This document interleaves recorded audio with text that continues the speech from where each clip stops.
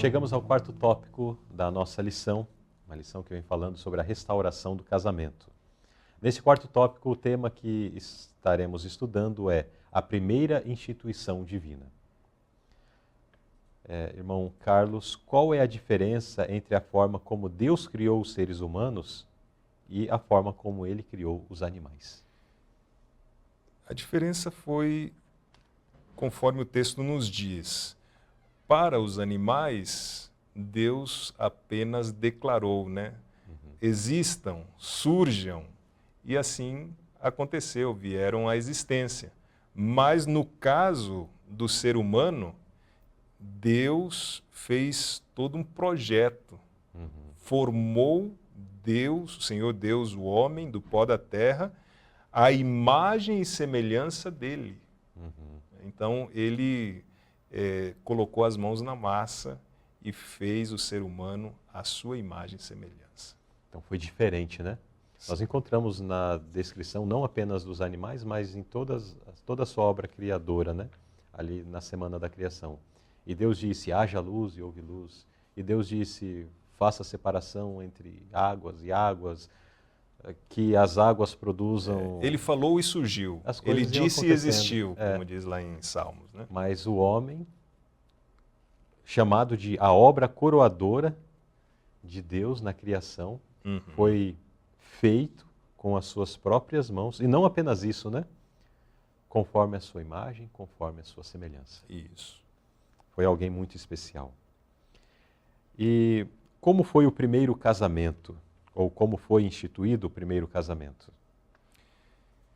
Foi instituído pelo próprio Deus, que uniu o casal e o abençoou. Mas foi instituído com 3 características muito especiais.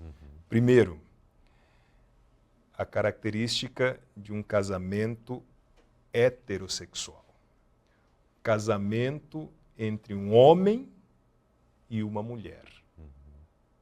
Segunda característica, foi um casamento monogâmico, né? Um homem apenas e uma mulher apenas. Um esposo e uma esposa. E a terceira característica foi um casamento vitalício.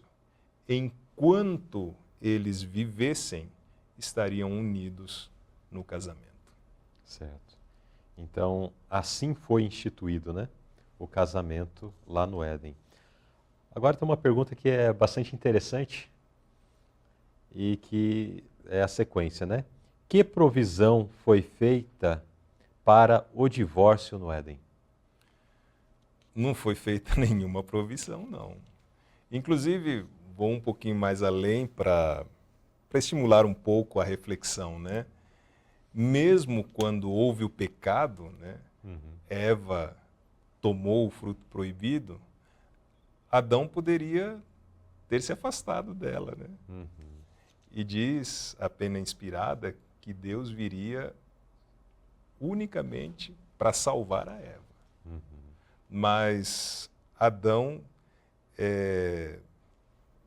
tem uma conotação aí um tanto negativa, né? Mas somente para reflexão. Mas mesmo com a falta de Eva, Adão não se afastou. Adão decidiu permanecer ao lado dela, né? Mesmo com o pecado. Então não Tem foi esse feita... viés interessante, né? não- Era um amor, um carinho, um amor muito especial que Adão tinha para com Eva. Então, mesmo diante da crise, Adão não cogitou em se separar, não. Então, no Éden não havia provisão para divórcio, não estava na mente, no conceito de ninguém.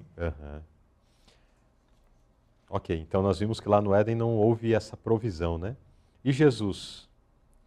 Não houve essa provisão, no entanto, no decorrer da história, após o pecado, aí os homens trouxeram muitas invenções para o casamento. Assim.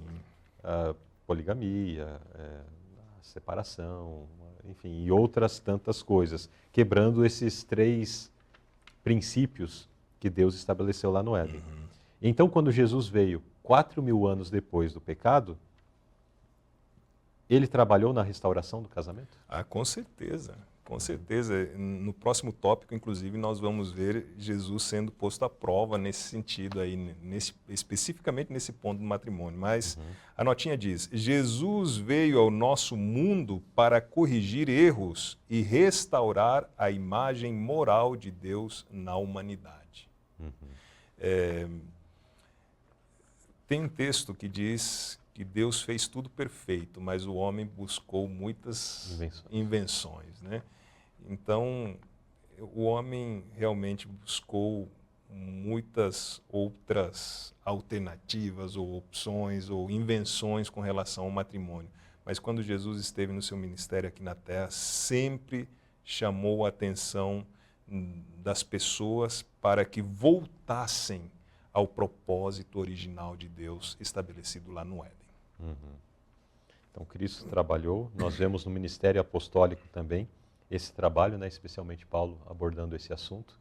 Então, foi um tema, e quando olhamos para o Antigo Testamento, nós vemos o tema ser apresentado por alguns profetas do Antigo Testamento também. Então, ao longo da história bíblica, o assunto do casamento, a sua restauração ao plano original de Deus, foi sendo apresentado, né? Sim. Então não foi algo esquecido, Deus não passou por alto essas questões. Apesar que em certos tempos ou épocas, Deus até permitiu, né? Tolerou uma... Abraão teve coabitou com mais de uma mulher, Davi, que dizer de Salomão, né? Mas nunca foi esse o plano de Deus. Sim. Inclusive esses grandes homens de Deus, ao entrar nesses caminhos aí, nessas invenções buscadas por eles mesmos, nessa furada, nessa furada, colheram terríveis resultados. Sim, exatamente. E que fica, inclusive, registrado para o nosso ensino, para a nossa advertência, né? Claro. Nós podemos notar, por exemplo, em relação ao casamento poligâmico, todos os registros bíblicos de casamento poligâmico são registros problemáticos. Exato. Sempre é confusão, é contenda. Daí alguém pode falar, mas era porque mulheres de lares diferentes, culturas diferentes, às vezes trazidas para dentro de um lar. Ok, pega Jacó, que se casou com 2 irmãs. A confusão que foi a família. Sim. E as consequências que tiveram. Demonstrando, através desses registros, que nunca foi plano de Deus, que apesar da tolerância, mas as consequências eles tiveram que colher. Correto. Pois bem, então nesse quarto tópico aprendemos sobre a primeira instituição divina, o casamento, que foi dado para ser uma bênção à humanidade. Entretanto, o homem, nas suas muitas invenções, acabou buscando coisas que não foi para o seu próprio bem, não produziu resultado benéfico.